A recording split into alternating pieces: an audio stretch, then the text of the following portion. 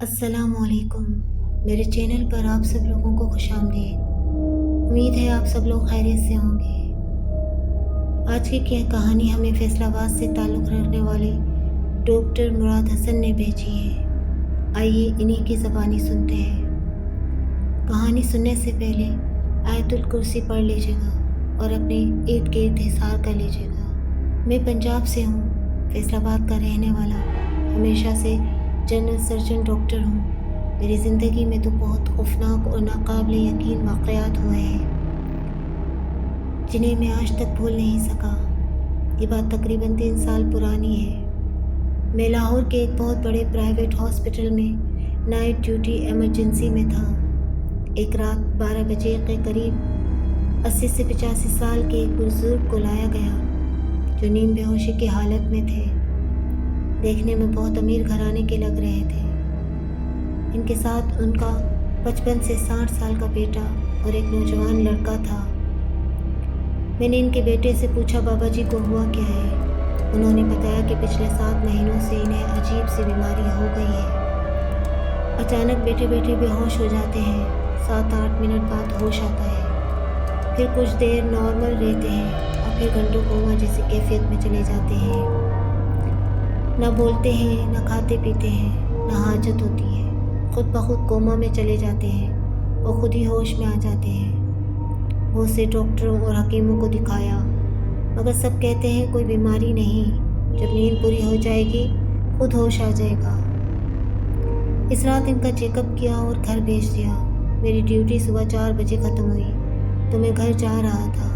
دسمبر کی سرد رات تھی، گلبرگ جا رہا تھا۔ جب میں اسی بزرگ کے گھر والی گلی میں داخل ہوا تو دور سے انہیں کھڑا پایا۔ میں نے فوراً پہچان لیا۔ جیسے ہی قریب گیا، پیچھے سے 3 گاڑیاں ہارن بجاتی آئی۔ میں نے سائڈ کی تو گاڑیاں گزر گئیں۔ جب دوبارہ مڑ کر دیکھا تو وہاں کچھ نہ تھا۔ وہم سمجھ کر گھر چلا گیا۔ اگلے دن میرے سینئر ڈاکٹر کاشف صاحب کا فون آیا کہ ایک VIP مریض ہیں، ہفتے میں ایک بار جمعے کو ڈیوٹی کے بعد ان کے گھر جا کر چیک کرنا ہے۔ میں نے حیرت کا اظہار کیا مگر وہ بولے یہی مناسب وقت ہے۔ وہ گھر بحریہ ٹاؤن سے پہلے والی ایک سوسائٹی میں تھا۔ آس پاس جنگل جیسا ویران علاقہ تھا۔ جب پہلی بار گھر گیا تو دروازہ کھولنے والے وہی بزرگ کے بیٹے سلیم صاحب تھے۔ اندر لے گئے تو کمرے میں شدید سردی تھی، حالانکہ 2 ہیٹر چل رہے تھے۔ بزرگ مجھے خاموشی سے گھور رہے تھے، بلکہ تک نہ جھپکاتے۔ اچانک ایک کونے کی طرف اشارہ کرنے لگے۔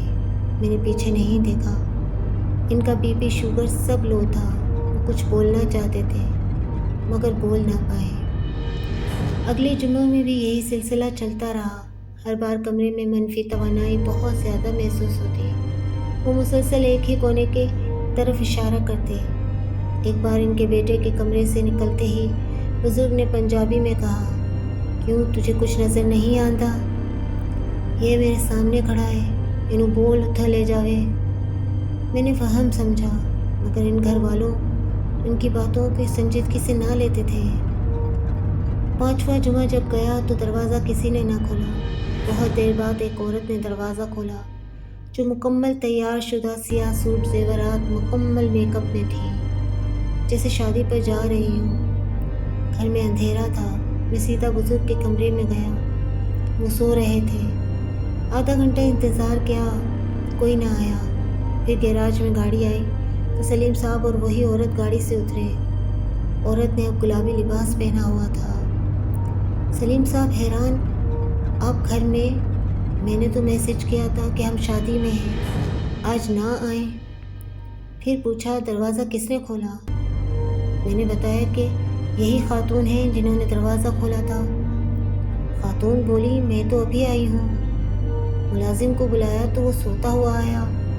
کسی کو یقین ہی نہیں آیا کہ دروازہ کس نے کھولا۔ اس رات مجھے خواب آیا کہ بزرگ کہہ رہے ہیں، تو نے مینوں اٹھایا کیوں نہیں؟ میں سو نہیں رہا تھا، وہ مینوں اٹھن نہیں دیندا سی۔ ایک اور دفعہ راستے میں گاڑی خراب ہو گئی۔ دیر سے پہنچا تو بزرگ بولے، اگر تو آج نہ آندا تے میں چلا آندا، تیری گاڑی ٹھیک نہ ہوندی تے تو نہ آندا۔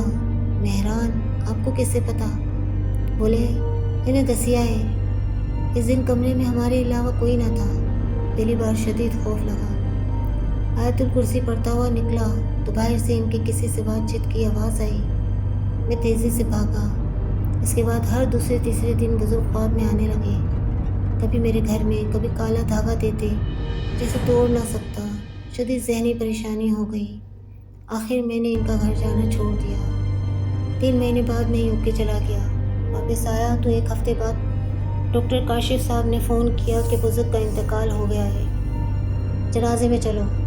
جنازے کے بعد گاڑی میں ڈاکٹر کاشف نے بتایا، یہ میرے ابو کے کزن تھے، ان کی موت قدرتی نہیں، جن نے مارا ہے۔ چند مہینے پہلے سعودی عرب طائف اپنی بیٹی سے ملنے گئے تھے۔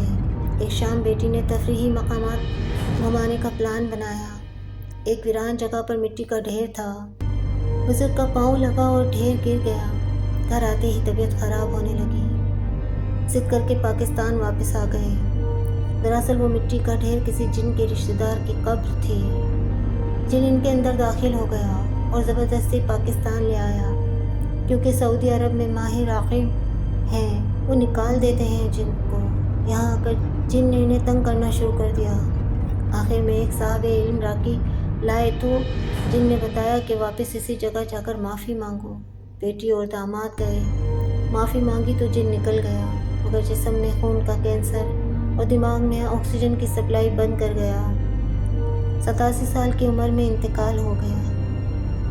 ڈاکٹر کاشف نے بتایا کہ جن ہر آنے والے ڈاکٹر کے ساتھ مائنڈ گیمز کھیلتا تھا۔